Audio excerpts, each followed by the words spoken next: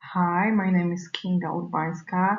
I am part of your Roots in Poland. I would like to really greet you straight from Krakow, Poland, and I'm so happy to have a chance to guide you through our webinar today about Polish ancestry online, where to search. Before we can start, let me just read you this short statement. The content of this video, as well as the thoughts, views, and opinions expressed herein belong solely to the creator and do not necessarily reflect the views of FamilySearch and International and RootsTech. Although I would like to underline that I am sure that we're quite in line with the main idea of this conference. Before I can show you all these websites and portals where the records or indexes are available online, I think it is a really important thing to say a few facts about the history, about the background. Many of you are asking how far back in history can we trace your genealogy, yeah? And in most of the cases, and I'm really would like to underline the word most, we can go back till around the end of 18th century. And this is more or less when the first partition of Poland began. And this is how you can very clearly see it on the map here. Before 1772, so when the first partition of Poland took place, when the three powers ripped the country apart, it looked quite impressive. Yeah, it looked quite big. Then you can see in different shades of blue how these partitions were progressing until 1795. Yeah. The results of the partitions can be very clearly seen on in the numbers. Yeah. So as you can read here, the Russia took 5.5 million inhabitants, Prussia about 2.6, and Austria 4.2 inhabitants. And that means from that time on, for 123 years, there was officially no Poland on the world's map. The main result as for genealogical research and the most important source, which are the metrical records, was very visible in that documentation. Yeah, so the three partitions means there were three different administration and political system introduced, and that's why we see the differences between documentation. Here we have the examples of the birth, marriage, and death registers from Galician, so Austro-Hungarian partition of Poland. The information is very, very detailed. Yeah, we have full names, we have the full dates, and we have by the parent, we have also in most of the cases grandparents, we have witnesses, even the house numbers. All the records, the metrical records in Galician will be written in Latin. As you can see on that example, here are the records from that are characteristic and specific for the Russian part of Poland's partitions. These were written in more descriptive way. Yeah, so we have a little bit less information about the fewer generations. So there are most, in case of, for example, birth records, parents, the child, and the witnesses. Sometimes the house number, also the occupation, but not in every document. Until the January uprising, the records were written in most of the cases in Polish, and then as because of the repressions after the January uprising 1863, the metrics from that partition of Poland started to be written in Russian, so in Cyrillic alphabet. Finally, we have a Prussian Acts of Civil Status. They are, of course, they are written in German. There was a particular form for birth, for marriages, and the records are quite detailed. You will find, of course, we will find the name, you will find the parents, You will find the newlyweds, their occupation, and another generations. What is worth seeing and getting to know if you have ancestors from there, they were using the Schwabacha alphabet. Yeah, so you have to get to know, learn, and get used to this handwriting because this is quite specific one. Knowing a little bit of the background, we can get further to the particular research in the online Polish databases. And as you know, in every genealogy research, no matter where you search, location is the key. And I would like to show you that on a particular example. The example of a gentleman who was traveling from Polish lands to United States. That person, Cyril Sobczyk, on his ship manifest, we got to know that he was traveling from the place called Błażowa. So here's that key information for our further research and what to do next with that. I am hoping that you already know this source, and here we have Geographical Dictionary of Kingdom of Poland that was created by the end of the 19th century and the beginning of 20th century, and it includes the towns and locations from all over the Kingdom of Poland and gives you the information on the belonging of these places to a particular administration or religious system. So gives you the names of the places of the units, locations where the documents belong to and where they are supposed to be stored. It's available online, it's in Polish, although it's very simple and intuitive. And it's also indexed, so it's quite easy with the search engine to find the town, the place that you are looking. I was looking for our Błażowa. It is important to get to know a few Polish words such as par, parafia, parish, diem, domy, houses, MK, mieszkańcy, so citizens, and look for the information in the entry from the dictionary. I got to know here that the Błażowa in the end of 19th century and beginning of 20th century, where when Cyril was emigrating from there, had their own parish. So I will be looking for the records of Błażowa itself. In order to verify the proper location of the records on a particular village, town, place, it's good to know the structure of the archives in Poland. Yeah, we could nowadays divide it into the state system and to the religious system. As for the state archives, they are in every bigger Polish city. They have the documentation, especially the acts of civil status metrical records, regardless of religion. Censuses, address books, court documentation, school military records, land documentation, and so on and so forth. All the archival documentation that are in a ownership of Polish state archives.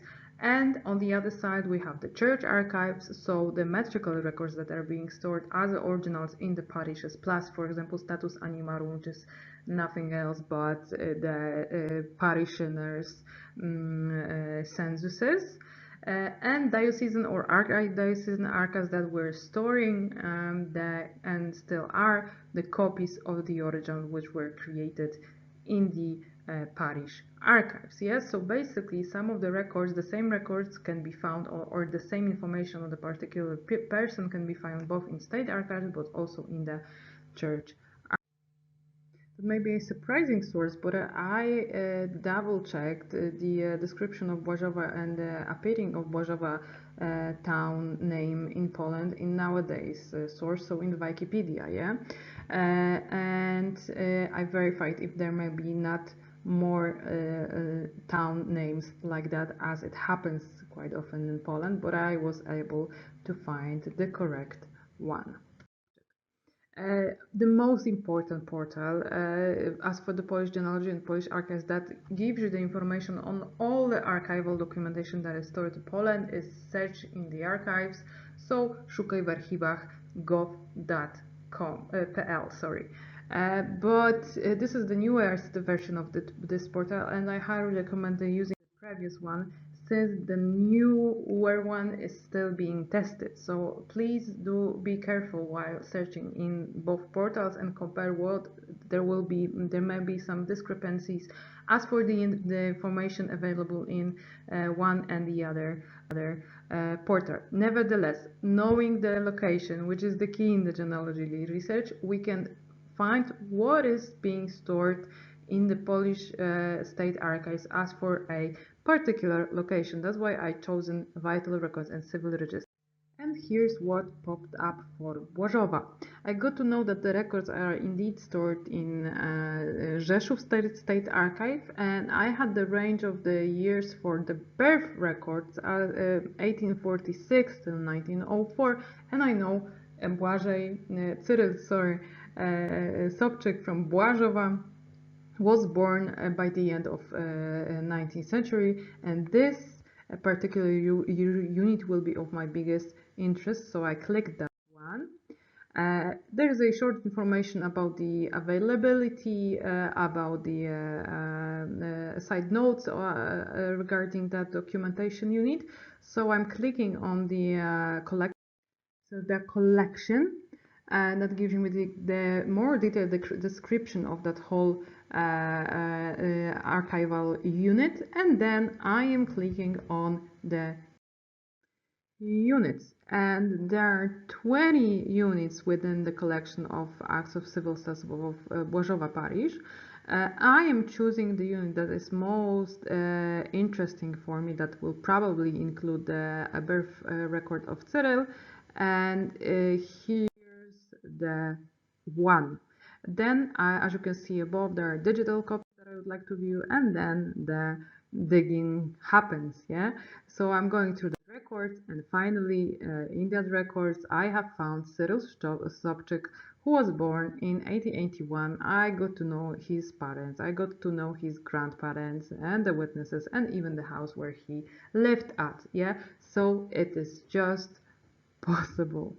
Apart from the Szukaj w Archiwach, which is main important site, as for the Polish online research, there are also other archives and useful online databases. And here's the most general one, the biggest one, which was and is being created by Polish Genealogical Society, and this is a huge database of indexed metrics, birth, marriage, and death records from all over the Poland, and its current but also former borders, because as you will see on that list, it will also include Belarus, Lithuania, and Ukraine. Of course, the amount of that indexes is a little bit smaller than in case of the Polish lands, specific Polish lands. Nevertheless, this database is constantly growing. As you can see now, there are over 35 million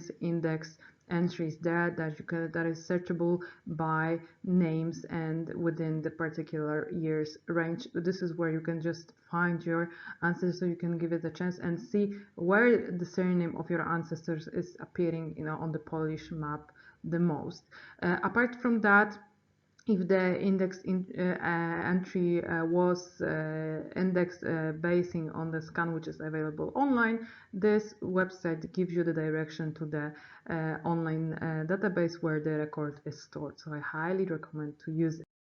As for the general websites for the whole Poland, it is worth to outline also the Grobonet, which is the place where you can find the indexed cemetery entries from all over the Poland. Yeah, so if you're looking for the death records or death burial indexes, it is worth to visit that website as well.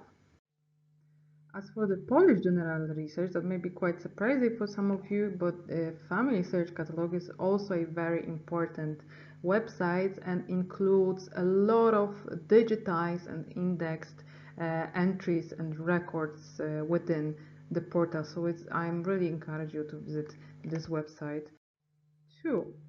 In case of Jewish and Polish ancestry, there is a one big database with index entries from all over in Poland, but also the former Polish land, so including the Lithuania, Ukraine, and Belarus, parts of it, of course, birth, marriages, and deaths, and other records indexed in this database, together with the links to the source if the documentation is digitized. So it's worth exploring if you have Jewish Polish ancestry from that region. Also with Jewish ancestry, Gesher Galicia, as we got to know before, the location is the key, and Gesher Galicia is helping to give you the belonging of particular location to a specific administration system, either political one or religious one. Yes, you will find the Roman Catholic Center for a particular town, Jewish Center, Greek Catholic, and so on and so forth. So very useful tool. Apart from this whole Poland projects, there are also these smaller ones that are connected with the particular areas of Poland. And here we have Poznań project, which is one of the oldest, one of the most thorough one in Poland, that covers the marriages from the area of Greater Poland, so Wielkopolska, from the whole 19th century with detailed information as for the storage of that documentation. So if you have ancestors from there, I highly recommend to visit it. Then we have Basia. Basia is also giving you the records indexes from the whole Greater Poland, very detailed indexes. They have over the 5 million records already indexed. So if you have ancestors from there, you can use the engine, and they have the search engine also available in English. Another regional, smaller Polish database of index and digitized records is Genealogy in their archive, that is focused on Kuyavs and Pommern areas, yeah, and you will find a very detailed information here. Here we have a Western project connected with Podlasia area and the Mazovia. Indexes and index record well described that you can find your ancestor by name in the range of particular years. So if you have ancestors from there, you'll have to definitely check this portal. As for the ancestors from the Pommern area, there is this huge database of Pommern Genealogical Association, and they have indexed over 5 million records. Yes, so if your ancestors are from there, you most probably will succeed in finding the records in this portal. Same situation as for the Lubgens. If you have ancestors from Lublin area, also western territory of Poland, you may find your ancestors here. These all engines of search engines of the databases that I'm presenting you are very similar. So once you will get through one, you will definitely be able to search all of them. Apart from Search in the Archives, which is a all Poland project, there are also individual projects being led by particular state archives, as in the case of Przemyśl, yes, so southern Poland. If you have ancestors from there, you can search for the digitized records from that area too. As for the databases that are connected with a particular subject, it's worth to outline that all military records after the First World War are being stored in Central Military Archive in Warsaw. They have a searchable database that you can find the indexes, the name indexes, to see if your ancestors' documentation is stored in that archive, so it's also worth to visit. And as for the Second World War, there are two websites, very important ones. So Straty and the civil military victims of German occupation, where you can search by names. And the second one, this is Indeks Represjonowanych, czyli the repressions index, where you can also search the victims of the Soviet occupation. As for the service of your Polish ancestors in this First World War, you can also use the prisoners of First World War. Here's the link, and you can also search by.